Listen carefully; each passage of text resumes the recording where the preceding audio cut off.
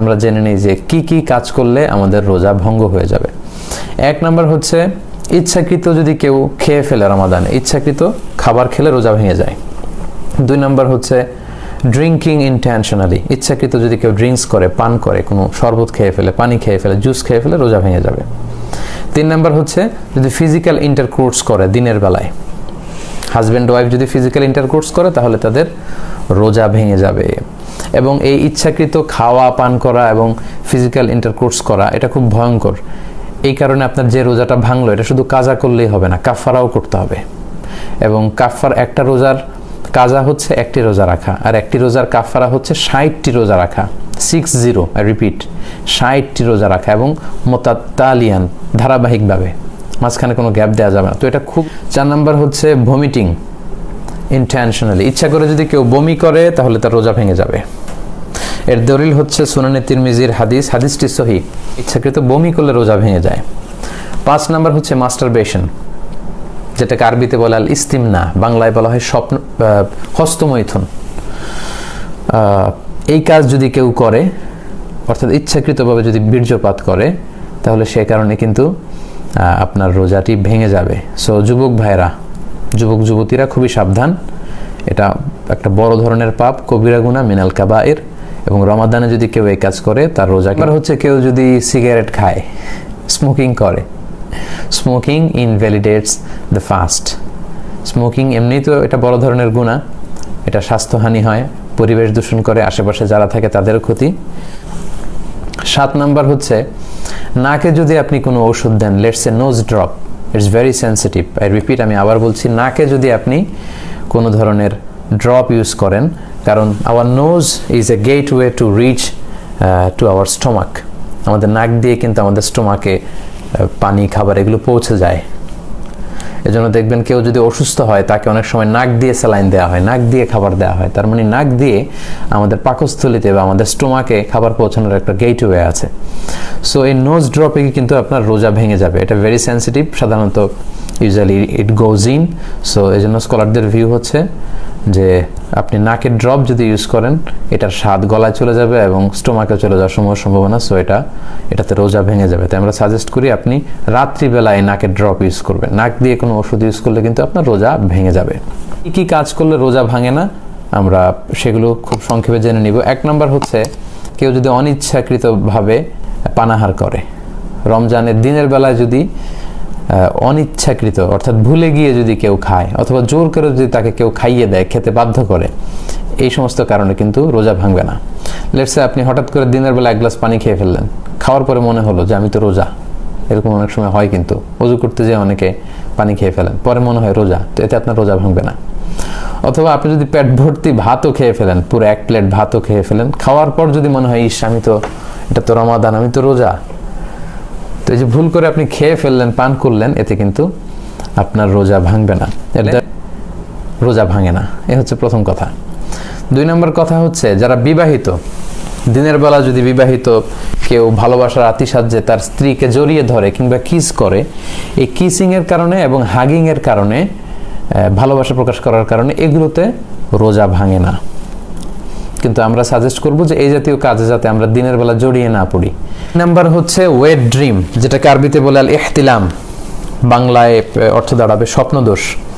অর্থাৎ রমাদানে দিনের বেলা আপনি ঘুমিয়ে আছেন, এমন কিছু হয়তো স্বপ্নে দেখেছেন যেটার কারণে আপনার উত্তেজনা চলে এসেছে এবং সিমেন আউট হয়েছে, দেহ থেকে বীর্যপাত হয়েছে, তো এটার কারণে কিন্তু আপনার রোজা ভাঙবে না। কারণ 4 নাম্বার হচ্ছে ব্লাড টেস্ট। অনেকে জিজ্ঞেস করে যে হুজুর, রমাদানে রোজা রেখে ব্লাড টেস্ট করা যাবে কিনা, কি মনে হয় আপনাদের, ব্লাড টেস্ট করা যাবে?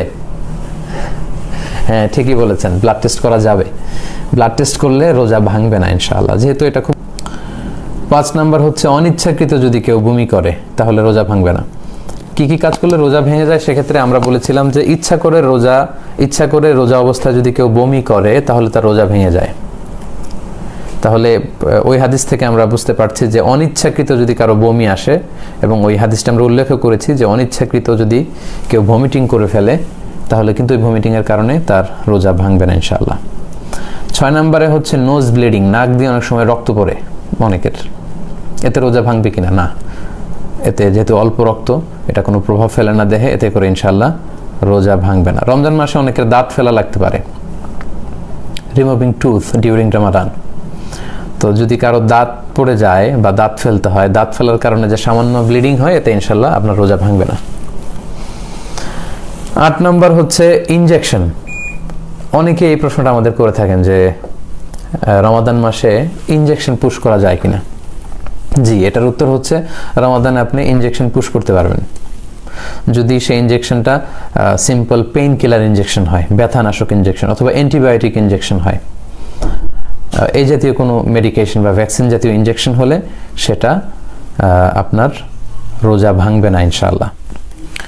9 নম্বর হচ্ছে আমাদের ডেইলি লাইফে কিছু কমন বিষয় আছে যেগুলো আমরা বাসায় বা বাসা বাড়িতে ঘরে ইউজ করি। এগুলোর ব্যাপারে আমরা প্রায় প্রশ্ন শুনি যে এগুলোতে রোজা ভাঙবে কিনা।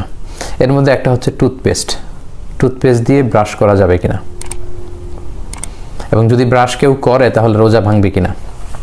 এর উত্তর হচ্ছে কেউ যদি টুথপেস্ট দিয়ে রমাদানে দিনের বেলায় ব্রাশ করে তাহলে তার রোজা ভাঙবে না, তবে এটা মাকরু হবে। এই কারণ এটা খুব ঝাঁঝালো, এটার মধ্যে এক ধরনের স্বাদ থাকে, এবং দিনের বেলা কেন আপনি এটা করবেন? আপনি মেসওয়াক করবেন।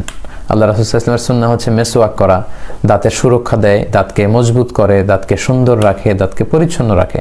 এবং আল্লাহ রাসূল সাল্লাল্লাহু আলাইহি ওয়াসাল্লাম নি'মা সিওয়াকিয়া জাইতুনের ডাল দিয়ে আল্লাহ রাসূল সাল্লাল্লাহু আলাইহি ওয়াসাল্লাম মেসওয়াক করতেন। তাই এরপর অনেকে প্রশ্ন করে থাকেন আতর দেয়া যাবে কিনা, পারফিউম দেয়া যাবে কিনা। হ্যাঁ, রমাদানের রোজা রেখে আতর ব্যবহার করা যায়, পারফিউম ব্যবহার করা যায়। আল্লাহর হাবিব সাল্লাল্লাহু আলাইহি ওয়াসাল্লাম রমাদানেও তিনি আতর ব্যবহার করতেন, এতে আপনার রোজা ভাঙবে না। এরপর চোখের ড্রপ, চোখের সমস্যার কারণে আমাদের অনেকের চোখের ড্রপ ইউজ করা লাগে, এতে রোজা ভাঙবে কিনা?